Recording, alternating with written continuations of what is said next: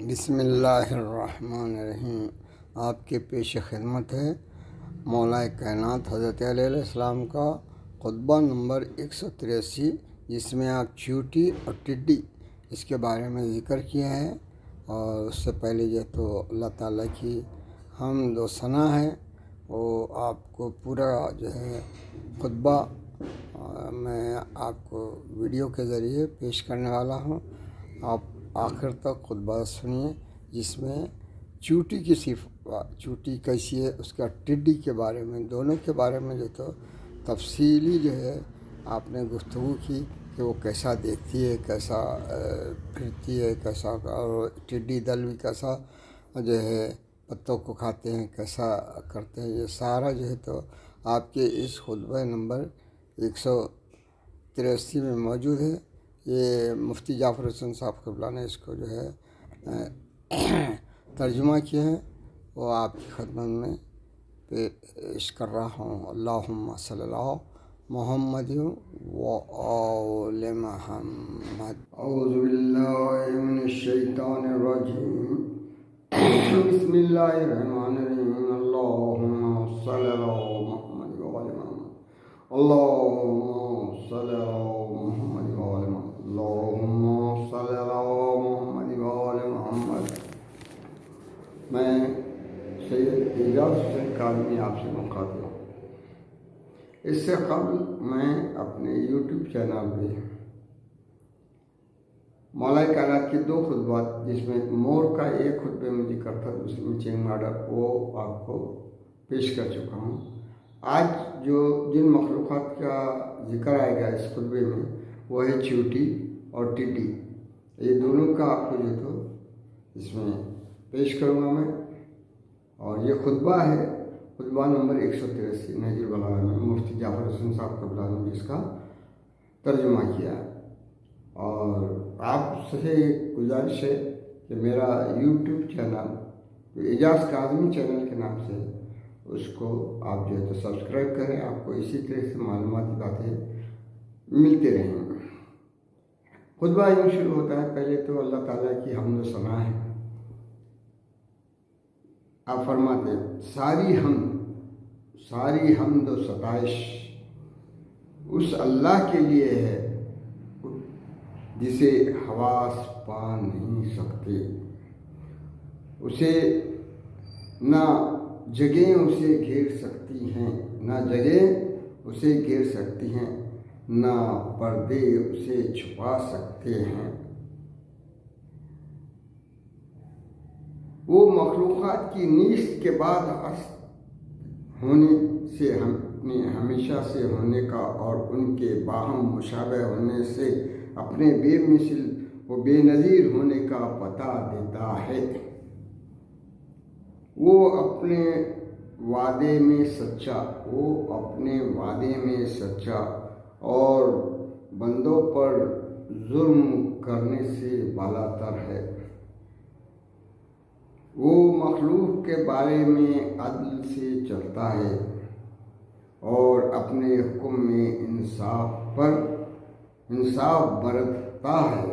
اپنے حکم، وہ چیزوں کے وجود پذیر ہونے سے اپنی قدامت پر، ان کے عجز و کمزوری کے نشانوں سے، اپنی قدرت پر ان کے فنا ہو جانے کی اضطراری کیفیتوں سے، اپنی ہمیشگی پر عقل سے گواہی حاصل کرتا ہے۔ وہ گنتی اور شمار میں آئے بغیر ایک ہے۔ ہم جو گنتی کرتے ایک کے بعد 2 آتا، ویسا نہیں، گنتی اور شمار میں آئے بغیر ایک ہے، یعنی یگانہ ہے۔ وہ کسی متعینہ مدت کے بغیر ہمیشہ سے ہے، کوئی مدت نہیں ہے اس کو، اور ہمیشہ رہے گا۔ اور ستونوں یعنی اعضاء کے سہارے کے بغیر قائم و برقرار ہے۔ حواس اور مشاعر کے بغیر ذہن اسے قبول کرتے ہیں اور اس تک پہنچے بغیر نظر آنے والی چیزیں اس کی ہستی کی گواہی دیتی ہیں۔ عقلیں اس کی حقیقت کا احاطہ نہیں کر سکتی، بلکہ وہ عقلوں کے وسیلے سے عقلوں کے لیے آشکارا ہوا ہے، اور عقلوں ہی کے ذریعے عقل و فہم میں آنے سے انکاری ہے۔ ایک جملے کو آپ غور کریے کیا بتا رہے ہیں۔ اور ان کے معاملے میں خود انہی کو حکم ٹھہرایا ہے، وہ اس معنی سے بڑا نہیں کہ اس کے حدود و اطراف پھیلے ہوئے ہیں، وہ اس معنی سے بڑا نہیں کہ اس کے حدود وہ اطراف پھیلے ہوئے ہیں جو اسے مجسم صورت میں بڑا کر کے دکھاتے ہیں۔ ہم بڑا بولے تو ایک دم تصور ہوتا ہے ہمالیہ جیسا بڑا، اس کے جیسا بڑا، ویسا نہیں، حدود نہیں، اور نہ اس اعتبار سے عظیم ہے کہ وہ جسامت سے انتہائی حدوں تک پھیلا ہوا ہے۔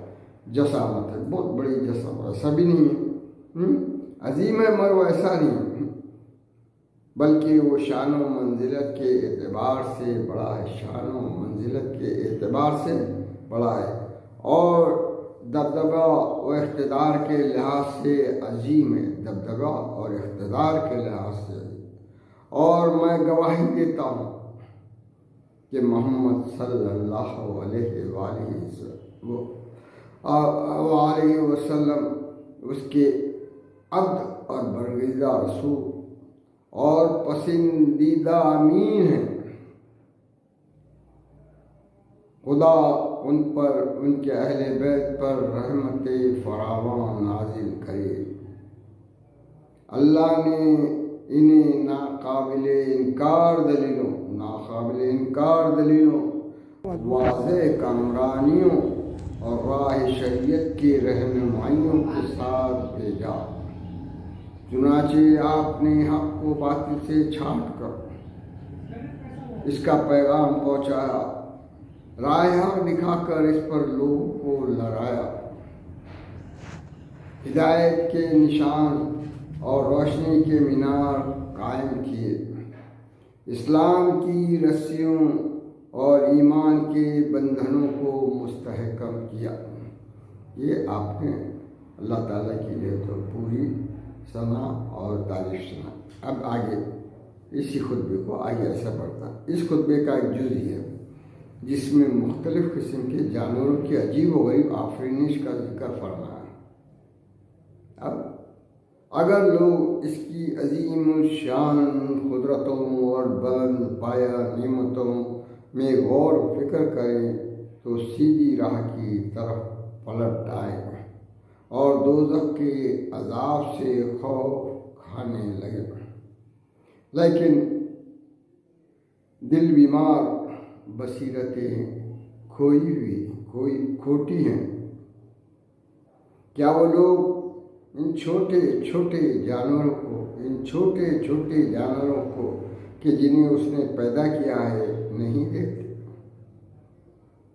کہ کیونکہ ان کی آفرینش کو استحکام بخشا ہے اور ان کے جوڑ و بند کو باہم مستواری کے ساتھ ملایا ہے، اور ان کے لیے کان اور آنکھ کے سوراخ کھولے ہیں، اور ہڈی اور کھال کو پوری مناسبت سے درست کیا ہے۔ ذرا اس چوٹی کی طرف دیکھو، اس کی جسامت، اختصار اور شکل و صورت کی باریکی کے عالم میں نظر کرو، اتنی چھوٹی کہ گوشہ چشم سے بمشکل دیکھی جا سکتی ہے، دیکھنا پڑتا اور نہ فکروں میں سماتی ہے۔ دیکھو تو کیوں کر زمین پر رینگتی پھرتی ہے اور اپنے رزق کی طرف لپکتی ہے، اور دانے کو اپنے بل کی طرف لے جاتی ہے، اور اسے اپنے قیام گاہ میں مہیا رکھتی ہے، اور گرمیوں میں جاڑے کے موسم کے لیے اور قوت و توانائی کے زمانے میں وہ درماندگی کے دنوں کے لیے ذخیرہ اکٹھا کر لیتی ہے۔ اس کی روزی کا ذمہ لیا جا چکا ہے، اس کی روزی کا ذمہ لیا جا چکا ہے، اور اس کے مناسب حال رزق اسے پہنچتا رہتا ہے۔ خدا کریم اس سے تقابل نہیں برتتا، اور صاحب عطا و جزا اسے محروم نہیں رکھتا، اگرچہ وہ خشک پتھر اور جمے ہوئے سنگ خارا کے اندر کیوں نہ ہو۔ اگر تم اس کی غذا کی نالیوں، اس کے بلند و پست حصوں، اس کے خول میں پیٹ کی طرف جھکے ہوئے پسلیوں کے کناروں، اور اس کے سر میں چھوٹی چھوٹی آنکھوں اور کانوں کی ساخت میں غور و فکر کرو گے تو اس کی آفرینش پر تمہیں تعجب ہوگا، اور اس کا وصف کرنے میں تمہیں تعب اٹھانا پڑے گا۔ بلند و برتر وہ کہ جس نے اس کو اس پیروں پر کھڑا کیا اور ستونوں اعضاء پر اس کی بنیاد رکھی۔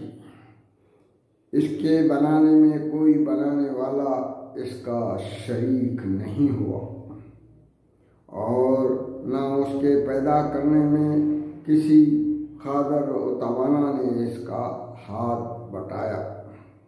اگر تم سوچ بچار کی راہوں کو طے کرتے ہوئے اس کی آخری حد تک پہنچ جاؤ تو عقل کی رہنمائی تمہیں بس اس نتیجے پر پہنچائے گی کہ جو چیونٹی کا پیدا کرنے والا ہے وہی کھجور کے درخت کا پیدا کرنے والا ہے، کیونکہ ہر چیز کی تفصیل، لطافت و باریکی لیے ہوئے ہے، اور ہر ذی حیات کے مختلف اعضاء میں باریک سا فرق ہے۔ اس کی مخلوقات میں بڑی اور چھوٹی، بھاری اور ہلکی، طاقتور اور کمزور چیزیں یکساں ہیں، اور یوں ہی آسمان، فضا، ہوا اور پانی برابر ہے۔